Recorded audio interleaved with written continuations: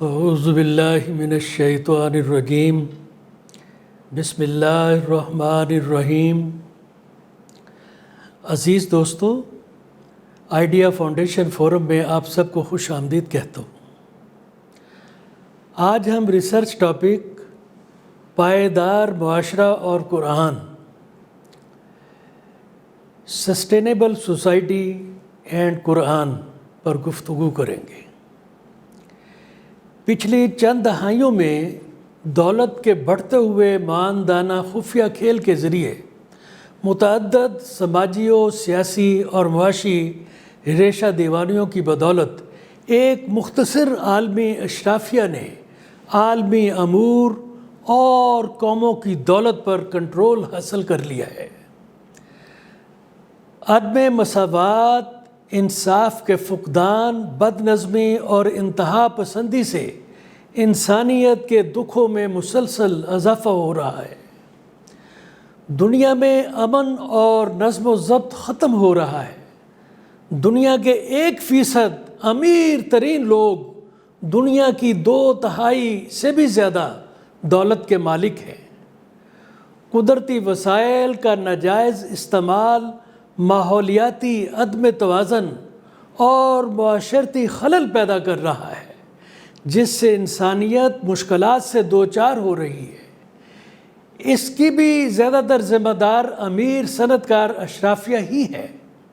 ہوا میں آلودگی انتہائی تیزی سے پھیل رہی ہے، آبی وسائل میں تیزی سے کمی آ رہی ہے اور گلوبل وارمنگ خوفناک نتائج کی پیشگوئی کرتی آ رہی ہے۔ بہت سے ملکوں کی معاشرتی یکجہتی، ان کی معاشی بقا اور سیاسی خود مختاری کو وسیع پیمانے پر معاشرتی و معاشی ناانصافیوں اور عدم مساوات کی وجہ سے سنگین خطرات لاحق ہیں۔ قرآن مجید ہمیں اس مشکل سے نکلنے کے لیے ایک منصوبے سے آگاہ کرتا ہے۔ آج یہی ہماری گفتگو کا مرکز ہوگا۔ عزیز دوستو، انسانیت کی تخلیق کا ایک ہی منبع ہے، سورس، دا سیم سورس۔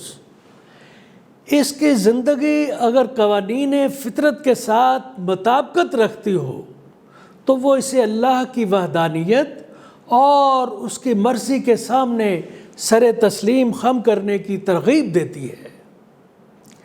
کائنات اور خود انسانیت کے اندر موجود اتحاد و وحدت، منظم، لامتناہی اور کامل آفاقی نظاموں کا بغور مشاہدہ در حقیقت انسان کو اللہ کی وحدانیت پر مضبوط یقین کا احساس دلاتا ہے اور اس دنیا کو ایک امید افزا اور پرامن انسان نگری کے طور پر تعمیر کرنے کی خواہش کو اجاگر کرتا ہے۔ ایسی دنیا جو کائنات کی طرز پر بنی نوع انسان کی فلاح و بہبود کی ضامن ہو۔ ایک باشعور ذہن کو پتہ چلتا ہے کہ یہ کائنات توازن اور انصاف پر قائم ہے۔ فطرت کے قوانین انصاف اور مساوات کے اصولوں پر مبنی ہیں۔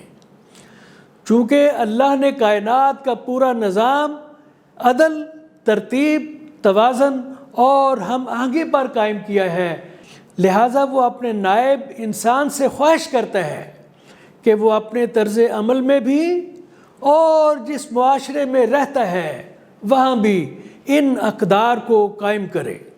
کائنات، زمین اور آفاقی نظام کے استحکام کے لیے انصاف، نظم، توازن اور ہم آہنگی کی اہمیت پر قرآنی انکشافات بہت واضح اور متحرک ہیں۔ آسمانوں کی متعدد تہیں، اربوں کہکشائیں اور ستارے ایک منضبط نظام میں جکڑے ہوئے ہیں، جہاں کوئی نامطابقت یا ناہمواری نہیں ہے، means there is no inconsistency۔ سورہ الملک کی آیات نمبر 3 اور 4 اس حقیقت کو بڑی ہی خوبصورتی سے ان الفاظ میں بیان کرتی ہیں۔ میں ترجمہ پیش کرتا ہوں۔ اور جس نے تہوں میں 7 آسمان بنائے، تم رحمان کی تخلیق میں کوئی بے ضابطگی یا غیر مستقل مزاجی نہیں پا رہے، پس اپنی ویژن کو، اپنی نظر کو آسمان کی طرف لوٹا دو۔ کیا تمہیں کوئی وقفہ نظر آتا ہے؟ پھر اپنی ویژن، اپنی نظر کو ایک بار پھر لوٹا دیں، جب تک کہ یہ نظر، یہ ویژن تھک جائے اور عاجز ہو کر تمہاری طرف لوٹ آئے۔ مستقل مزاجی یا ضابطگی کا مطلب ہے توازن اور ہم آہنگی، اور وقفہ سے مراد ہے آرڈر، انصاف یا نظم و ضبط کا نہ ہونا، یعنی اللہ کی کائنات میں ضبط بھی ہے، مستقل مزاجی بھی ہے، توازن بھی ہے اور ہم آہنگی بھی ہے۔ ہر ایک آسمان کو مخصوص حکم الہیہ سے متحرک کیا گیا ہے، انسپائر کیا گیا ہے، جو پورے نظام میں مستقل مزاجی اور نظم و ضبط اور اللہ رب العزت کے کامل کنٹرول کو یقینی بناتا ہے۔ جیسا کہ قرآن کریم نے اس عظیم منصوبے کو سورہ فصلات کی آیت 12 میں ان الفاظ میں انکشاف کیا ہے۔ ترجمہ سناتا ہوں۔ اس نے انہیں 2 دن کے اندر 7 آسمانوں کی صورت میں مکمل کیا، اور ہر آسمان کو مخصوص حکم سے متحرک کیا، اور ہم نے قریب ترین آسمان کو چراغوں یعنی ستاروں اور حفاظت کے ساتھ سجایا۔ یہی غالب اور جاننے والے کا عزم ہے، میرے اللہ کا عزم ہے۔ عزیز دوستو، آسمانوں کی طرح زمین کو بھی، آسمانوں کی بات ہو چکی، آسمانوں کی طرح زمین کو بھی ایک منصفانہ اور متوازن نظام میں منظم کیا گیا ہے۔ زمین آفاقی کائنات میں انتہائی چھوٹے سیاروں میں سے ایک ہے، لیکن اپنے وجود میں یہ ایک بہت بڑا مہمہ ہے، مسٹری ہے۔ برائے کرم اسکرین پر ایک نظر ڈالیں۔ زمین کا رداس یا نصف قطر یا ریڈیس 6368 کلومیٹر ہے، جبکہ اس کا کرسٹ یعنی اس کا جو سطح ہے جو ہمیں نظر آتی ہے، زمین کے کل وجود کے 1% سے بھی کم ہے، یعنی 99 وہ چیز ہے جو انسان کی رسائی سے اور انسان کی اوجل سے دور ہے۔ یہ کرسٹ سمندروں اور بر اعظموں یعنی ڈرائی لینڈز اور پہاڑوں میں تقسیم ہے۔ زمین کی کرسٹ بہت سی ٹیکٹونک پلیٹوں میں بٹی ہوئی ہے، جن کی موٹائی 100 کلومیٹر کے لگ بھگ ہے۔ یہ پلیٹیں جزوی طور پر پگھلے ہوئے مادے پر تیرتی ہیں۔ زمین کے اس زون کو ایستھینو اسفیئر کہتے ہیں، ایستھینو اسفیئر کہتے ہیں۔ پہاڑوں کی تشکیل اور وجود ان پلیٹوں کے کناروں پر واقع ہوتے ہیں۔ زلزلے اور آتش فشاں بھی ان پلیٹوں کے کناروں یعنی فالٹ لائن جہاں پہ وہ پلیٹیں جڑتی ہیں، ملتی ہیں، کہ تصادم کا براہ راست نتیجہ ہے۔ یعنی یہ پلیٹیں جب آپس میں کولائڈ کرتی ہیں تو زلزلے اور آتش فشاں پہاڑ اپنا لاوا اگلتے ہیں۔ زمین کی کرسٹ سمندر کے نیچے 5 کلومیٹر اور فلیٹ بر اعظموں کی سطح سے تقریباً 35 کلومیٹر اور عظیم پہاڑی سلسلوں کے نیچے 80 کلومیٹر موٹی ہے۔ یعنی زمین 35، سمندر کے نیچے 5 اور پہاڑ جو ہیں 80 کلومیٹر نیچے تک زمین میں گڑے ہوئے ہیں۔ اس طرح پہاڑوں کو مضبوط بنیادوں میں کھڑا کیا گیا ہے۔ قرآن نے ہمیں 1400 سال قبل پہاڑوں کی مضبوط بنیادوں کے بارے میں بتا دیا تھا۔ ذرا تصور کریں اللہ کی انسان سے محبت کا کیسے کیسے راز انسان کو اس وقت بتائے جب انسان کی عقل وہاں تک پہنچ نہ پاتی تھی۔ زمین کا باقی 99% حصہ 99% ایستھینوسفیئر، مینٹل، بیرونی کور، ایکسٹرنل کور اور اندرونی کور پر مشتمل ہے۔ اندرونی کور مینز انٹیریئر کور اور انر کور۔ یہ وہ علاقے ہیں یعنی 99% جہاں انسان کی رسائی نہیں ہے۔ انسان کی رسائی صرف 1% کے بھی کچھ حد تک حصوں پر ہے، وہاں بھی مکمل نہیں ہے۔ تاہم یہاں کوئی چھوٹی سی بد نظمی یعنی اس 99% میں کوئی چھوٹی سی بد نظمی، بے اعتدالی یا تحریک یا کوئی تبدیلی زمین کی سطح، اس کے باشندوں، بر اعظموں، سمندروں اور پہاڑوں کے لیے تباہ کن ہو سکتے ہیں۔ قرآن کریم نے بہت سارے مقامات پر سمندروں، پہاڑوں اور بر اعظموں کی کمزوریوں کا تذکرہ کیا ہے۔ اگر اللہ تعالیٰ ایسا چاہے تو جاندار مخلوقات کی زندگی کو تشکیل دینے والی زمینی کیمسٹری کے علاوہ انسان سمیت ان تمام مخلوقات کی زندگی کے لیے دوسرے ضروری عوامل ہیں ہوا، پانی اور حرارت۔ قدرت نے ہر مخلوق کی ضروریات کے مطابق ان ضروری عوامل کی فراہمی کے لیے ایک حیرت انگیز توازن اور نظم و ضبط برقرار رکھا ہوا ہے۔ نظام شمسی اور ہائیڈرو سائیکل نظام مل کر ہوا، پانی اور حرارت کی منظم اور مساویانہ ترسیل اور تقسیم کو یقینی بنا کر اللہ کی عظیم الشان قدرت اور اس کے رب العالمین ہونے کا اظہار کرتے ہیں۔ سورہ بقرہ کی آیت 164 میں اس حقیقت کو ان الفاظ میں بیان کیا گیا ہے۔ ترجمہ سنیے۔ بے شک آسمانوں اور زمین کی تخلیق میں اور رات اور دن کے رد و بدل میں اور عظیم بحری جہازوں کے سمندر میں چلنے میں جس سے لوگ مستفید ہوتے ہیں، اور اس سے جو اللہ نے بارش کو آسمان سے نازل کیا، اس کے ذریعے زمین کو اس کی بے جانی کے بعد زندگی بخشی، اور اس میں ہر طرح کی حرکت کرنے والی مخلوقات کو پھیلا دینے میں، اور ہواؤں اور بادلوں کے آسمانوں اور زمین کے درمیان اس کے حکم کے تابع رہنے میں ان لوگوں کے لیے نشانیاں ہیں جو استدلال کو استعمال کرتے ہیں، جو اپنے دماغ کو استعمال کرتے ہیں، اپنی سوچ اور فکر کو استعمال کرتے ہیں۔ کائنات اور زمین کے بعد اب انسان کا مشاہدہ فرمائیں۔ اگرچہ انسان زمین کا رہائشی ہے جو آفاقی کائنات کا معمولی سا حصہ ہے، لیکن اجزاء کی تعداد کے لحاظ سے نیومیریکلی انسان آفاقی کائنات سے بہت بڑا ہے۔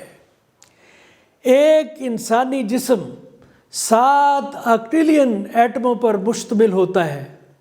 آکٹیلین کیا ہے؟ آکٹیلین ہے ٹریلین ملٹی پلائڈ بائی ٹریلین، یعنی ٹریلین کو ضرب دیں ٹریلین سے، پھر ضرب دیں 7,000 سے۔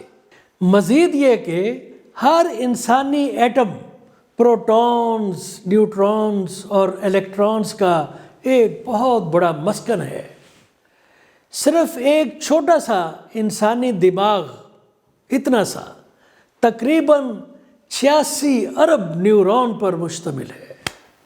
جسٹ امیجن، ایک انسانی جسم کے ہر ایٹم میں ایک ہی ڈی این اے ہوتا ہے، یعنی ساخت آکٹیلین میں ہر ایٹم میں وہی ایک ہی ڈی این اے موجود ہے، جو متعلقہ شخص کو ایک الگ شناخت مہیا کرتا ہے، اور یہ بھی کہ ہر ایٹم میں ایک نیوکلیس ہوتا ہے جو متعلقہ خلیے کے وجود کا تعین کرتا ہے، ایک مشترکہ ڈی این اے جو انسانی جسم میں کھربوں خلیوں میں پھیلا ہوتا ہے، انسانی نظام کے کنٹرول کی مرکزیت اور انسان کی شناخت کی علامت ہے۔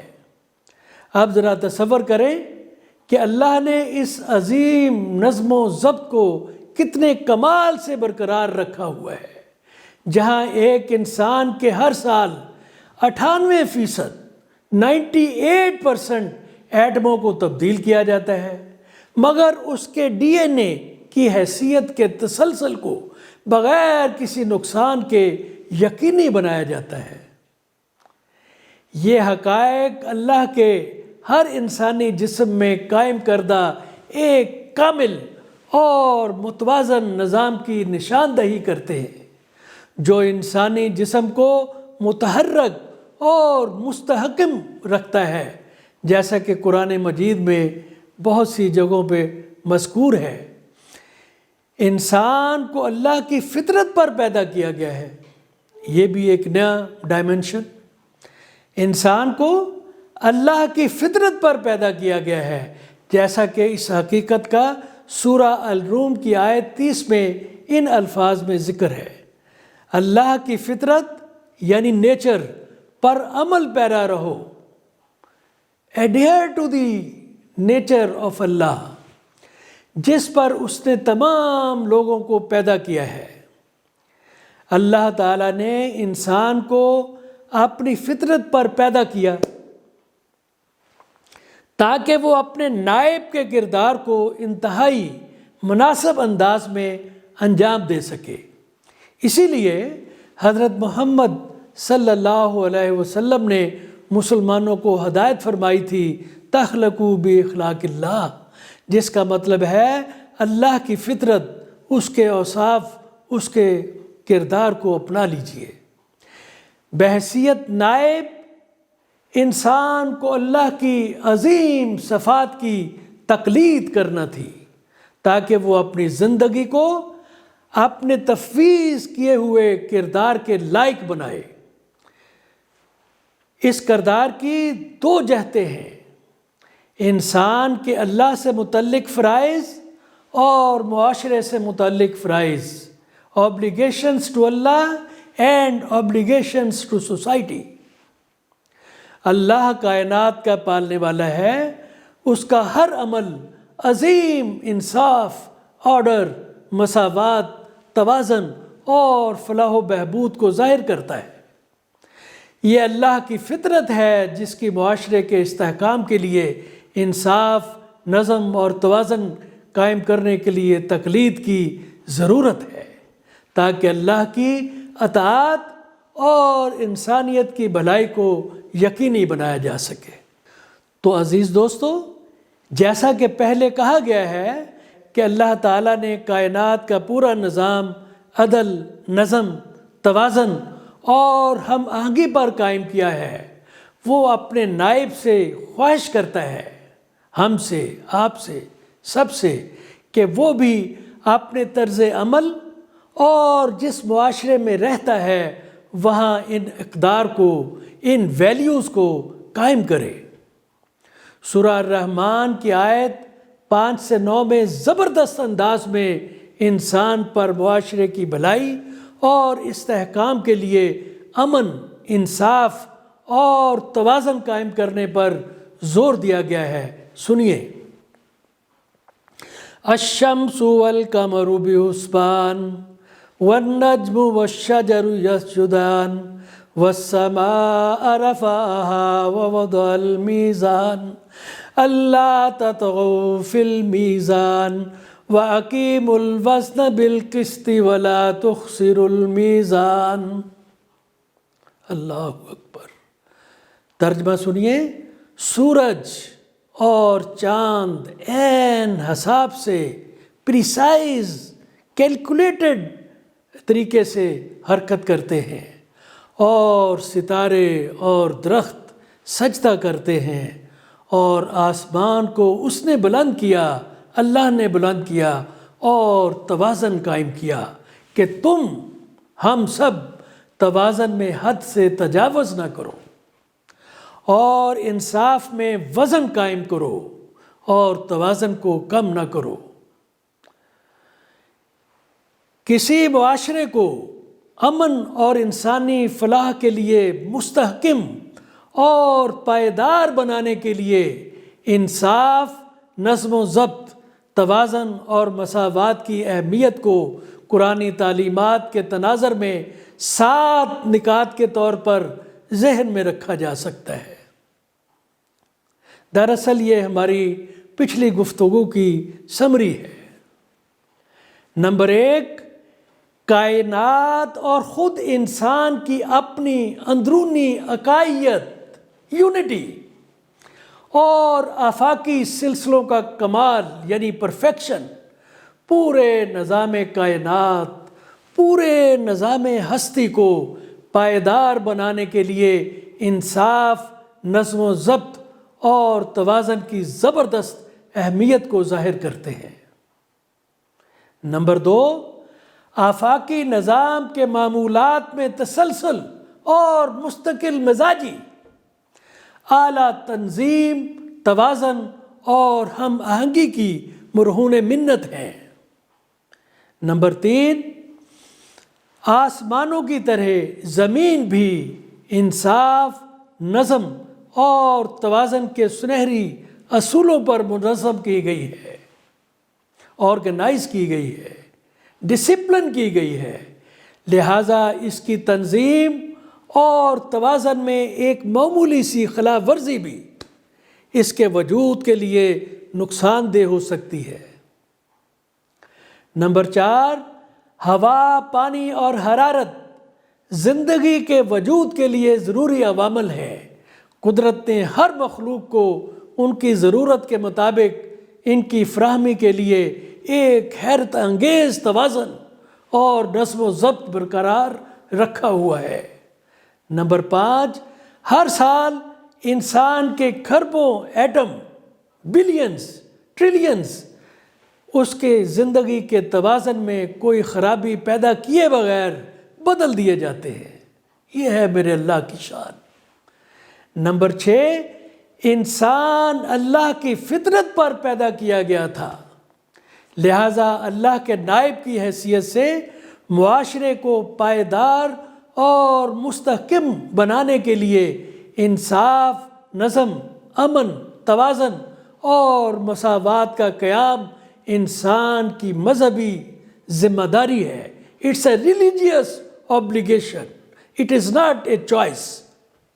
نمبر 7، اللہ نے پوری کائنات کے استحکام اور پائیداری کے لیے انصاف، نظم، توازن اور ہم آہنگی کو یقینی بنایا ہے، لہٰذا اللہ کا انسان سے تقاضا ہے کہ وہ اپنے طرز عمل میں اور معاشرے میں ایسی ہی اقدار قائم کرے۔ تو یہ 7 بنیادی پرنسپلز ہیں جو اس دنیا، اس کائنات، آپ کی ذات کی سسٹینیبلٹی کے لیے لازم کنڈیشنز ہیں۔ عزیز دوستو، انسان کو بنیادی طور پر بہترین انداز یا مولڈ یا آسانی تقویم میں تخلیق کیا گیا ہے، جیسا کہ سورہ التین میں بیان کیا گیا ہے۔ انسان کے کردار کا تصور کیا گیا تھا کہ وہ اللہ کی مکمل اطاعت کو یقینی بنائے گا اور فطرت کے قوانین پر عمل پیرا ہو کر اس دھرتی پر امن اور انسانیت کی بھلائی کو استحکام بخشنے کے لیے انصاف، نظم، مساوات اور توازن کو یقینی بنائے گا۔ لیکن صنعتی انقلاب کی مادیت پرست طرز فکر کی وجہ سے، بدقسمتی سے، معاشی مفادات اور دولت کے ارتکاز نے ہمارے معاشروں کے سماجی و ثقافتی اور سیاسی منظر نامے کو یکسر بدل کر رکھ دی۔ مذہبی روایات سے کنارہ کش ہو کر 19ویں اور 20ویں صدی کی دنیا سماجی و سیاسی اور معاشی فلسفوں کی بنیاد پر انتہائی تباہ کن عقائدوں میں تقسیم ہو گئی۔ Nationalism, fascism, Nazism, Marxism, Leninism, Maoism, racism یعنی قوم پرستی اور نسل پرستی وغیرہ وغیرہ کی وجہ سے انسانی اقدار کی بساط لپیٹ دی گئی۔ سرمایہ داری کو کمیونزم اور سوشلزم نے چیلنج تو ضرور کیا، مگر ان میں سے کوئی بھی دنیا میں انصاف یا مساوات یا اجتماعی انسانی بھلائی پر مبنی کوئی قابل قدر اور پائیدار نظام قائم نہیں کر سکا، بلکہ معاشروں کی یہ تقسیم دو تباہ کن عالمی جنگوں کا باعث بنی، جس سے انسانی جان و مال کا بے حد نقصان ہوا۔ حالیہ تاریخ میں سوویت روس کے خاتمے یعنی USSR کے خاتمے اور برلن وال کے گرنے جیسے کچھ قابل ذکر واقعات دیکھنے میں آئے ہیں، جس سے بہت سی توقعات وابستہ تھیں کہ توازن، آرڈر اور انصاف و مساوات پر مبنی کچھ تبدیلیاں رونما ہوں گی جو انسانیت کے لیے امن، خوشحالی اور آزادی کے لیے پائیدار عالمی آرڈر کا ارتقاء کر سکیں گی۔ مگر اس امید کے برعکس پچھلی چند دہائیوں میں دولت کے بڑھتے ہوئے معاندانہ ڈیویس خفیہ کھیل کے ذریعے متعدد سماجی و سیاسی اور معاشی ریشہ دیوانیوں مینوورنگز کی بدولت ایک مختصر عالمی اشرافیہ نے عالمی امور اور قوموں کی دولت پر کنٹرول حاصل کر لیا ہے۔ عدم مساوات، انصاف کے فقدان، بد نظمی اور انتہا پسندی سے انسانیت کے دکھوں میں مسلسل اضافہ ہو رہا ہے۔ دنیا میں امن اور نظم و ضبط ختم ہو رہا ہے۔ اس وقت اس معاشرتی و معاشی دلدل سے باہر نکل آنے کے امکانات کافی حد تک حوصلہ شکن نظر آتے ہیں، لیکن ابھی امید کی کچھ کرنیں باقی ہیں جو چراغ راہ بن سکتی ہیں۔ تاہم ان امکانات کو حقیقت کا روپ دینے کے لیے to realize these possibilities انسانیت کی بہت بڑی مظلوم اکثریت میں اپنے نقصان کا اور اس کے ذمہ دار عوامل کے بارے میں شعور بیدار کرنے کی اشد ضرورت ہوگی، اور اس کی بازیابی کے لیے، اس پوزیشن کی ریکوری کے لیے بڑے جوش و جذبے کے ساتھ متحد اور متحرک ہونے کی ضرورت ہوگی۔ عزیز دوستو، 7 نکات جن کا ابھی ذکر کیا گیا ہے انسانیت کو درپیش خوفناک صورتحال سے نجات کا تریاق ہے۔ تریاق کیا ہوتا ہے؟ جو ہر مرض کا علاج ہوتا ہے۔ ایک ریکوری پلان مہیا کرتے ہیں جو انسانیت کو موجودہ غیر منصفانہ اور غیر مساویانہ سیاسی و معاشرتی اور معاشی بھنور سے نکال سکتا ہے۔ اگرچہ یہ نکات قرآن حکیم کی آیات سے ماخوذ ہیں، در حقیقت یہ حضرت ابراہیم کی روایت کی نمائندگی کرتے ہیں جو یہودیت، عیسائیت اور اسلام کی مشترکہ میراث ہے۔ حضرت ابراہیم علیہ السلام نے فرمایا تھا، اور تم اپنے پڑوسی سے اپنے جیسا پیار کرو۔ اسی عظیم الشان پیغام کو اللہ کے آخری رسول حضرت محمد الرسول اللہ صلی اللہ علیہ وسلم نے ان پرزور الفاظ میں تقویت بخشی۔ انہوں نے فرمایا، وہ مسلمان نہیں جو پیٹ بھر کھا لے جبکہ اس کا پڑوسی بھوکا رہے۔ اللہ اکبر۔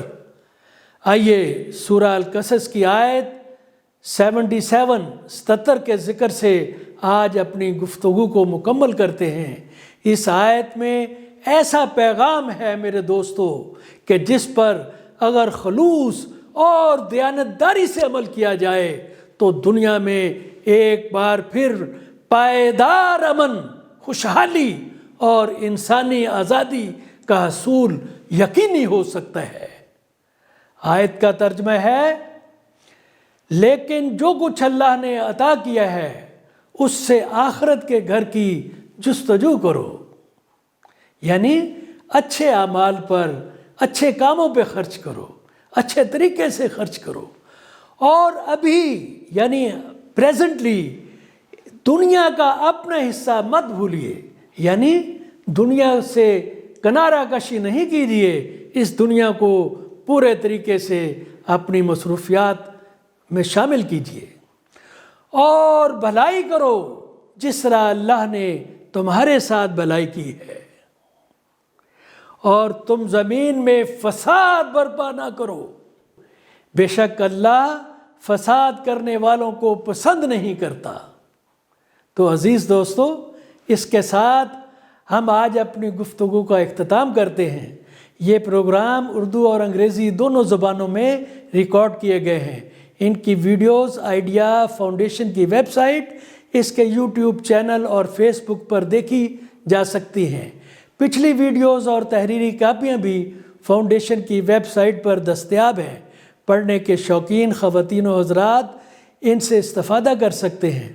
برائے کرم اس پروگرام کا کوڈ نمبر نوٹ فرما لیں، آئیڈیا 1AR16۔ تمام دوستوں سے گزارش ہے کہ اس نیک مقصد کے حصول میں اپنا حصہ ڈالنے کے لیے فاؤنڈیشن کے یوٹیوب ویب چینل کو ضرور سبسکرائب کریں۔ آپ کی شرکت کا شکریہ۔ اللہ حافظ۔